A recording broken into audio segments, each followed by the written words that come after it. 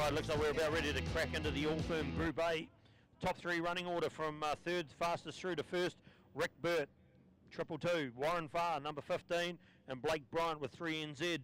There's 3 seconds roughly between them, and here comes our first one out. Rick Burt and Alf Gill, the Firewater boat. They had a 48.85 earlier on, and KB will take us through the racing now as we head around the top island. Yeah, Rick Burke just really coming on fire at the moment. Boat 222, the Firewater machine, the Sprint Tech G-Force around the sweeper, the right-hand side of it, going through Violytics there, past Suzuki, out over to the other side of Mount Fresh, coming around NZ at the moment. These guys are ripping one out right now. Very nice transition through the hairpin. Now onto the other side of the track, around PSP they go.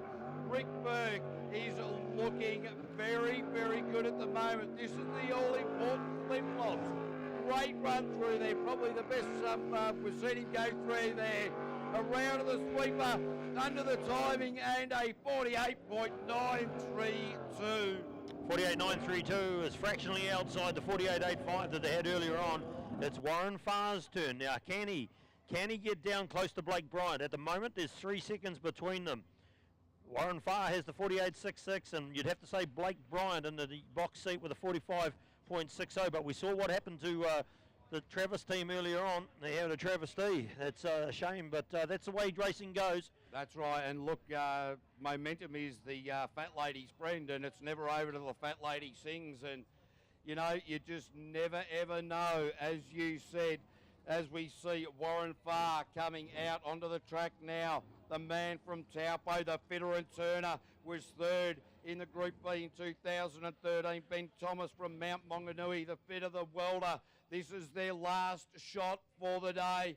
Mel drops the green flag. Warren Farr is away. And I'll tell you what, a bit of a confidence flutter off the far side of the track on the first hairpin. Where's it going? Another one flame out backwards, and that is the end of that for Warren Farr and Ben Thomas. Well, they're going to find themselves in third place, ladies and gentlemen. Doesn't matter what happened now. That's the end of the run, DNF for them, but they will take out third place at least. Rick Burke is guaranteed to be second place. What will Blake Bryant do? 45.60 is what he has done. And just like to thank the sponsors there of Warren Farr's boat, Medframe New Zealand Limited. We'll give them a big thank you for their efforts in helping this crew get down the road. We'll just find ourselves Blake Bryant's boat. We'll run through it one more time. Here's a farmer from Gisborne. Kate Hugenbrag is also from Gisborne. She's a sales manager at Z Fruit Company. And this boat is nicknamed Harvest Transport. And of course it has a 406 Chevy putting out 680 horsepower, the Stinger hull with the 8.5-inch Scott unit.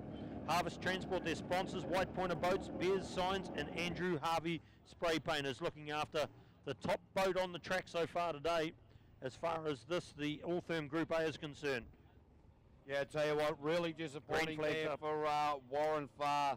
Just a tragic end to the day there, but Blake Bryant, this is the man that has swept all before him so far today. And all he needs to do is beat a time of 48.932, which Rick Burke set. So one boat to beat Blake Bryant now. Under starters orders, and away you go. Blake Bryant, boat 52. Nice start. Great move around that first left-hander. So he had a 45.6 earlier on. What's he going to do? He can come out and do a 46 or a 47, but Blake doesn't take the foot off the gas, because that's when he starts thinking instead of reacting. So watch him, ladies and gentlemen. Is this a championship run? It's certainly shaping up to be. Kate Hugenbrag out there doing the navigation. Great support crew for this young man.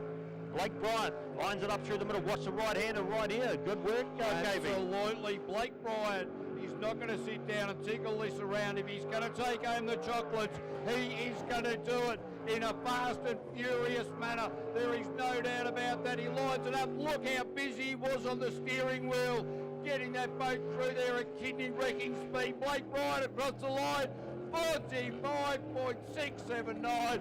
Blake Bryant takes out round one of the New Zealand Jet Sprint Series into the Group A for Altherm window systems. That means that Rick Burke and Alf Gill will take out P2. and in P3 was Warren Barr and Ben Thomas. So Blake Bryant just going to take the checkered flag for a well-deserved victory lap. What a drive by that young man. Great to see the crowd up on the hill acknowledging one of the breed of the youngsters coming up and rapping on the door at some of the older guys that have been around the sport for a lot of years. And I'll tell you what, it is going to make the rest of the New Zealand Jet Sprint Series an absolute ripper. And don't forget, we've got the Americans, the Canadians and the Aussies all coming over here to take on the Kiwis at the home of jet sprinting for the World Series in late January. Go to jetsprint.co.nz to check all of that out. Get online to win a Suzuki Swift, and a big round of applause for Blake Bryant. Well, championships come out of preparation, and that young man's been spending a lot of time preparing himself for this season. He's had a good crack at it last year, and he said, watch out next year, I'm going to try and drive it all the way home. Well, that's a good way to get your first